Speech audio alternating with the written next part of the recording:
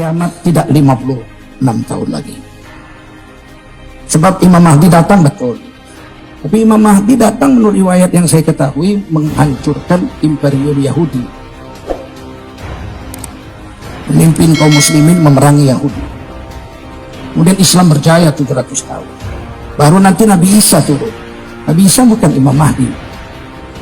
Imam Mahdi dalam hadis dikatakan namanya Muhammad bin Abdullah. Sedangkan Nabi Isa alaihissalam, beliau tugasnya membunuh Dajjal.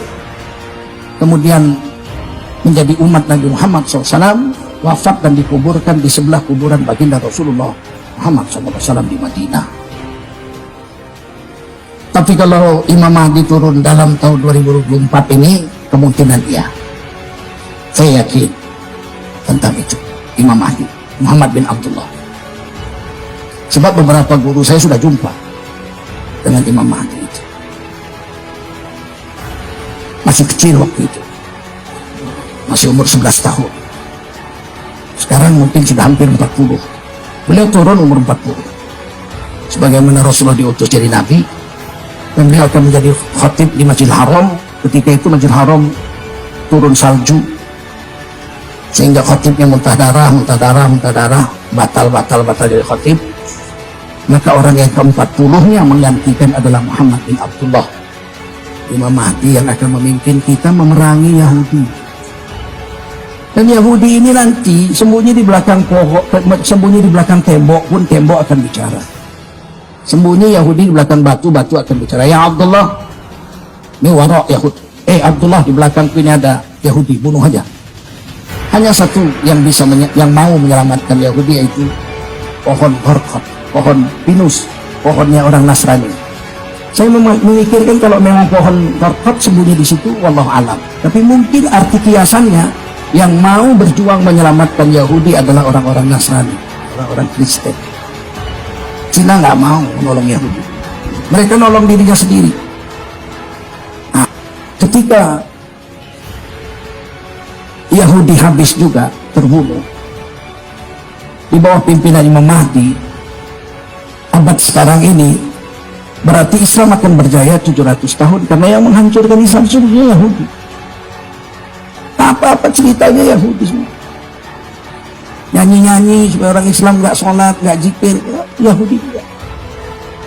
Menghalalkan riba, Yahudi juga. Beng-beng itu semua Yahudi yang melakukan perzinahan. Mereka tidak berzina orang Yahudi, tapi kita disuruh berzina sama mereka.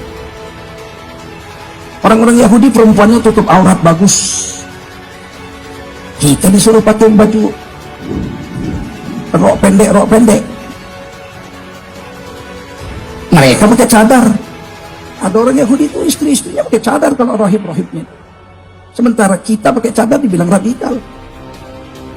Ini semua kerja Yahudi aja. Mereka buat maret, mall itu semua dia.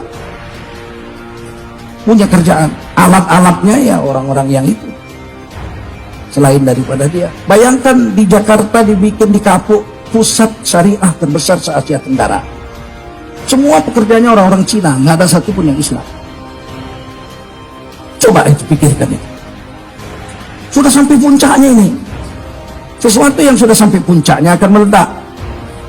Saya yakin pemimpinnya Imam Mahdi. Dan guru-guru saya mengatakan yang terpilih menjadi tentara Imam Mahdi 3 golongan.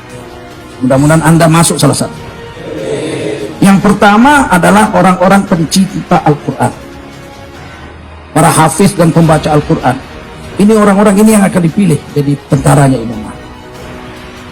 Yang kedua adalah orang-orang dakwah, yang siang malam mati-matian menghabiskan waktunya sampai meninggalkan istrinya segala macam, anaknya kurang makan gara-gara agama, mendakwahkan agama sampai masuk penjara segala macam.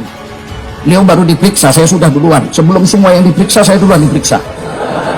Saya nggak mau cerita. Jadi yang pertama ahli Quran, yang kedua ahli dakwah, yang ketiga ahli zikir. Orang-orang yang siang malam berzikir, ini akan dipilih jadi tentara Imam Mahdi. Selain ini jangan harap masuk. Jadi kalian semua kalau mau masuk jadi tentara Imam Mahdi, letakkan diri Anda salah satu dari yang tiga itu. Ahli Quran, atau ahli zikir, atau ahli dakwah. Ahli ekonomi nggak masuk situ. Ahli silat nggak masuk situ. Silahkan pilih salah satu. Syukur-syukur bisa tiga-tiga. Kita dakwah juga, kita zikir juga, kita baca Quran juga. Syukur-syukur. Karena peperangan di akhir zaman tidak memerlukan kekuatan fisik yang hebat, tapi kekuatan rohaniyah yang